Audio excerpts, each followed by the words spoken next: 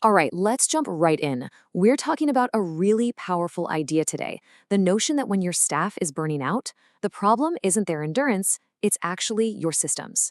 This whole explainer is about shifting our focus from blaming people to looking really hard at the very structure of how work gets done. So, if you're in hospitality management, does this question hit a little too close to home? You know that feeling, right? A team that's just always running on fumes, always feeling one step behind. It's a super common sight, but I'm going to bet the cause is not what you think it is. And look, these are the usual suspects, aren't they? It's so easy to default to thinking it's some kind of performance issue.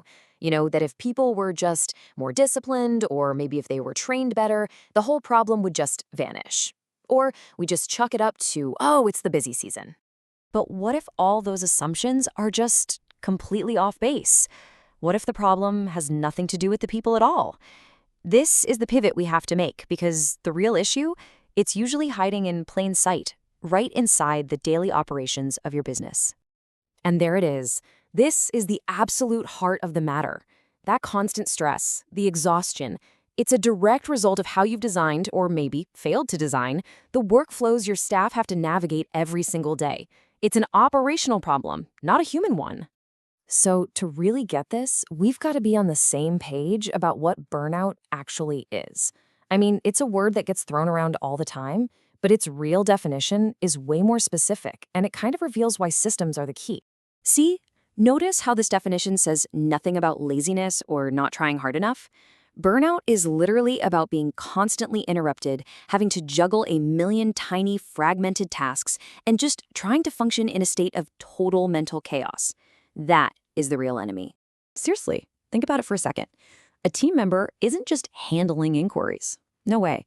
They're stopping what they're doing to answer a WhatsApp message, then trying to get back into the zone, only to be pulled out again by an email, and then a question from a colleague. It's called context switching, and it is an absolute killer for our mental energy. Okay, so let's make this real. How does a bad system actually physically break people down day after day? Well, it all comes down to friction, all those little constant struggles that are baked right into the daily workflow. This is the perfect example of what's called an interrupt-driven workflow. The key thing here is that the staff member isn't in control. Their focus is being dictated by completely random incoming requests. Every single interruption shatters their concentration and forces them to mentally restart over and over and over. It's absolutely exhausting and incredibly inefficient. And oh boy, here's another huge one. Let me ask you, where does information live in your business? If the answer looks anything like this list, scattered to the winds, it means your staff are wasting a massive amount of time and mental energy just searching. And every search is just another interruption, another micro task pulling them away from the work that actually matters. And this is the psychological toll. At the end of a long day filled with all that searching and interrupting, a staff member can feel like they've been insanely busy but have gotten absolutely nothing of substance done. That feeling of just spinning your wheels, that is a direct path to the emotional fatigue that defines burnout. Okay, so we've pretty clearly diagnosed the problem. Now let's talk about the solution. This is where we completely shift our thinking. We stop expecting staff to just endure the chaos, and instead, we start building systems that create efficiency and, more importantly, protect them from it. A good system doesn't have to be complicated. It just needs to do these 4 things really well. It automates the boring, repetitive stuff. It structures work so people can actually focus. It puts all the info in one easy-to-find place, and it creates consistency. You'll notice each one of these directly fights a root cause of burnout. I want you to think of your operational systems like a shield for your team's most valuable and most limited resource, their energy and their focus. You're not just making things more efficient, you're actively preserving the well-being and the effectiveness of your people. And let's be totally clear about this. This isn't just about being a nice boss. Protecting your staff's energy is genuinely one of the smartest financial decisions you can make. There's a direct, you can measure it link between a low-friction workplace and a very healthy bottom line.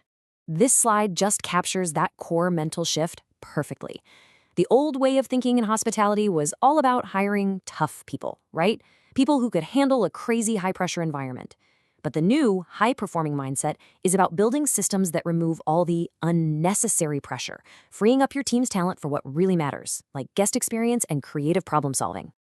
And I mean, the results really do speak for themselves. When you design better workflows, you keep your best people for longer. You make fewer expensive mistakes, and your guests have a much better, more consistent experience. Every single one of those things directly boosts your profitability. If you're a business leader, this is the one thing to take away. Tackling burnout by designing better systems isn't some soft HR initiative. It is a core operational and financial strategy that makes the foundation of your entire business stronger.